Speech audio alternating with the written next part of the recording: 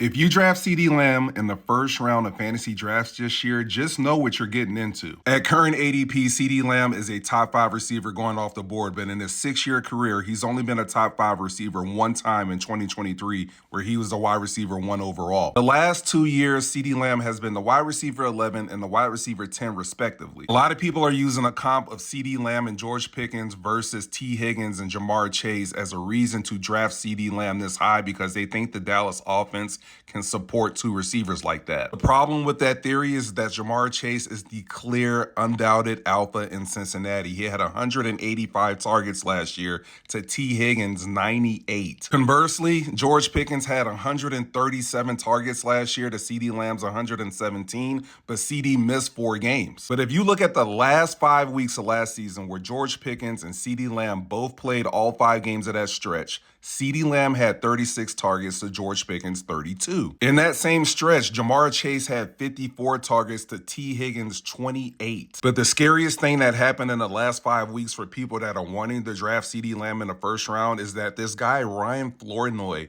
had 26 targets in the last 5 weeks for the Dallas Cowboys. In fact, if you take the last 5 weeks and put it in a vacuum, George Pickens was the wide receiver 31, CeeDee Lamb was the wide receiver 26, and Ryan Flournoy was the wide receiver 20. That's something that Jamar Chase and T. Higgins don't have to deal with in Cincinnati, and that is a trend for the Dallas Cowboys that might continue on into this season. I have a hard time clicking on CeeDee Lamb's name in the first round, where I could wait to the second or third round and get receivers like A.J. Brown, Rashee Rice, guys that are unquestioned #1 wide receivers on their team and will probably put up the same type of numbers as the CeeDee Lamb, who's fighting with George Pickens and Ryan Flournoy. Hit the like, hit the follow. Let me know what you guys think in the comment section. Peace.